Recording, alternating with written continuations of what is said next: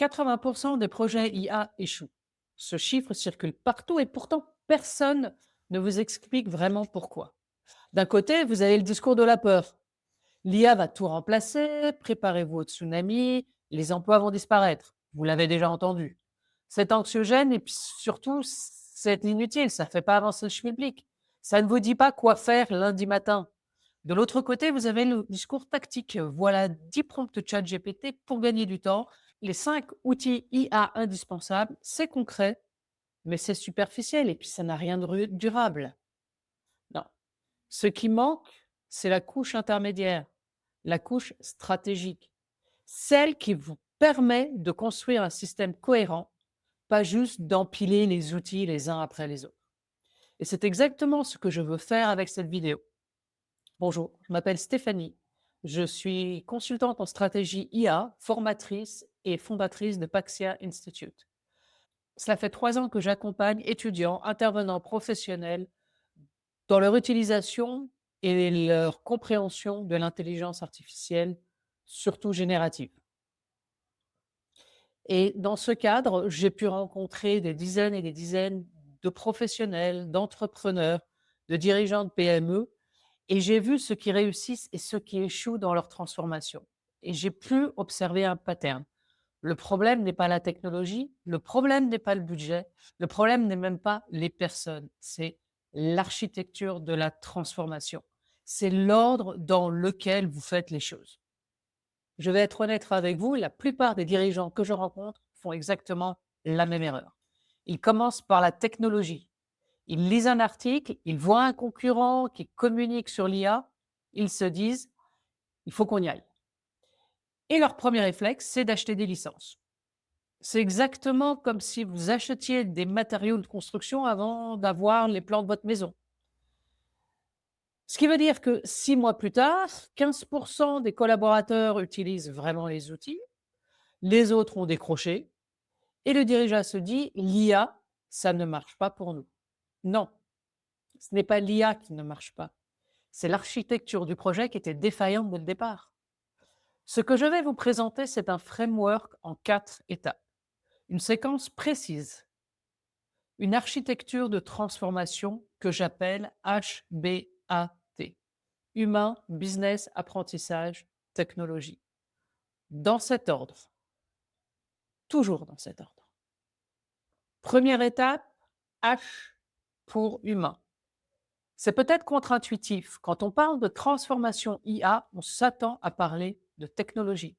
Mais la technologie vient en dernier, parce que le vrai blocage n'est presque jamais technique. Il est humain. On parle souvent de résistance au changement. C'est un raccourci paresseux. Ce qui bloque vraiment vos équipes, c'est 3 choses. Le premier blocage, la peur de l'obsolescence. Si l'IA fait mon travail, quelle est ma valeur? C'est une question existentielle et pas technique. Le deuxième blocage, c'est la dévalorisation de l'expertise. J'ai passé 15 ans à développer ces compétences et maintenant une machine fait la même chose en 30 secondes. C'est une blessure narcissique. Le troisième blocage, c'est la méfiance envers l'opacité. Je ne comprends pas comment ça fonctionne et on me demande de lui faire confiance. C'est rationnel. Tant que vous n'avez pas adressé ces 3 blocages, votre projet est compromis. Le H concrètement, c'est quoi? C'est écouter avant d'agir, c'est identifier ce que j'appelle les zones de génie de chaque collaborateur, les tâches où ils excellent, où ils créent une valeur unique. Et c'est protéger ces zones. L'IA ne remplace pas les zones de génie, elle libère du temps pour s'y consacrer davantage. Deuxième étape, B pour business. Une fois que vous avez cartographié le terrain humain, vous pouvez définir l'impact business. Et là, je vais vous présenter une distinction fondamentale, une distinction que la plupart des dirigeants ne font pas. Il y a 2 façons de voir l'IA en entreprise. La première façon, ce que j'appelle le remplacement. L'IA fait le travail, on réduit les effectifs. C'est la vision faire plus avec moins. La deuxième façon, c'est l'augmentation. L'IA libère du temps, les collaborateurs se concentrent sur des tâches à haute valeur c'est la vision faire mieux avec autant. Je vais être direct avec vous, la vision numéro un échoue souvent. Pourquoi? Parce que les collaborateurs ne sont pas stupides. Quand ils sentent que l'IA est là pour les remplacer, ils ne l'adoptent pas, ils la contournent, parfois ils la sabotent, inconsciemment ou consciemment. La vision 2 fonctionne parce qu'elle aligne les intérêts. Prenons des exemples concrets. Votre commercial passe 40% de son temps à rédiger des propositions. L'IA prend en main la première version, ce qui lui fait un gain de productivité de 20%. Il peut maintenant consacrer ce temps à comprendre les besoins de ses clients plus profondément. Il vend mieux. Votre comptable passe des heures à saisir des factures. L'IA automatise la saisie. Elle peut maintenant analyser les marges, identifier les anomalies, être au plus proche de ses clients. Elle devient stratégique. C'est ça l'augmentation. L'IA ne supprime pas le poste, elle élève le poste. Et c'est pour ça que ma méthode s'appelle Human First, AI Forward. L'humain d'abord, l'IA au service de l'humain.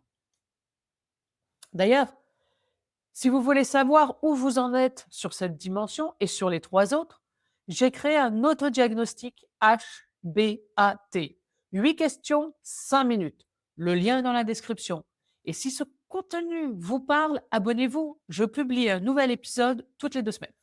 Troisième étape, A pour apprentissage. C'est l'étape que beaucoup de personnes sautent. Vous avez fait le H, vous avez écouté vos équipes. Vous avez fait le B, vous avez défini votre cas d'usage, ou vos cas d'usage.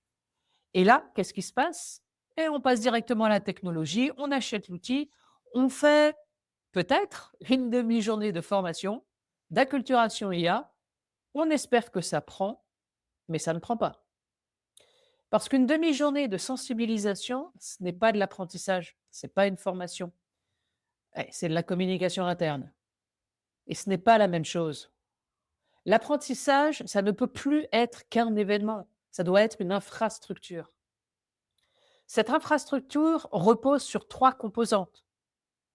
Du temps dédié. Vos équipes ont-elles 1 heure par semaine pour expérimenter?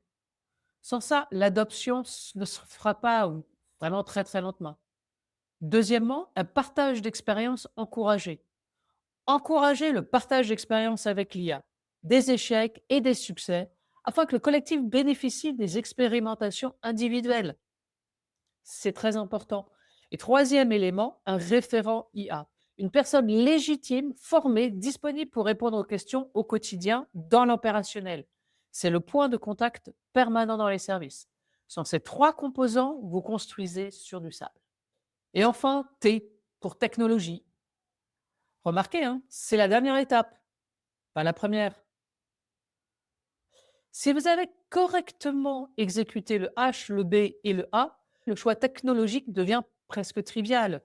Vous savez ce que veulent vos équipes, vous savez quel problème résoudre, vous savez qui va utiliser l'outil et comment ils vont apprendre. L'outil découle de source de tout ça. Je ne vais pas vous donner une liste d'outils, ce serait tomber dans le piège tactique que j'ai dénoncé au début. Et puis, les outils changent trop souvent. Ce que je vais vous donner, c'est un principe. Ne vendez jamais l'outil à vos équipes. Vendez le problème résolu. Personne ne veut utiliser ChatGPT pour ChatGPT. Et tout le monde veut passer moins de temps sur les comptes rendus de réunion. Cadrez toujours par le problème, jamais par la solution technique. Donc, récapitulons rapidement le framework. H, humain. Écoutez, identifiez les blocages, cartographiez les zones de génie. B, business. Définir un cas d'usage précis ou des cas d'usage précis. Choisir l'augmentation, pas le remplacement. A pour apprentissage. Construire l'infrastructure, temps, ambassadeur, référent IA. Et T, technologie. Choisir l'outil adapté. Toujours en dernier. 80% des projets échouent parce qu'ils ont fait technologie, business, humain. La séquence qui fonctionne, c'est vraiment humain, business, apprentissage et technologie. Je vais être honnête avec vous sur un dernier point. Ne pas construire ce système maintenant, ce n'est pas juste remettre à plus tard, c'est accumuler une dette. Parce que vos concurrents ne vous attendent pas. Vos concurrents qui implémentent l'IA correctement aujourd'hui ne font pas que gagner du temps. Ils apprennent, ils itèrent, ils composent. Dans 2 ans, l'écart ne sera pas de 20%, il sera de 200%. La question n'est plus est-ce qu'on doit faire quelque chose avec l'IA? Elle devient est-ce qu'on le fait de manière stratégique en utilisant le bon ordre? Votre action cette semaine, en réunion d'équipe, posez cette question à chacun de vos collaborateurs. Quelle tâche dans ton travail te donne de l'énergie et laquelle t'en prend? Notez les réponses. C'est tout. Avec cette question, vous identifiez 2 choses. Les zones de génie à protéger et les tâches où l'IA peut probablement aider. C'est le premier pas du H, c'est la fondation de tout le reste. La prochaine vidéo portera sur un phénomène que j'observe dans toutes les entreprises, le shadow AI. Ce que vos équipes font déjà avec l'IA, sans cadre, sans formation, sans que vous le sachiez. À très vite.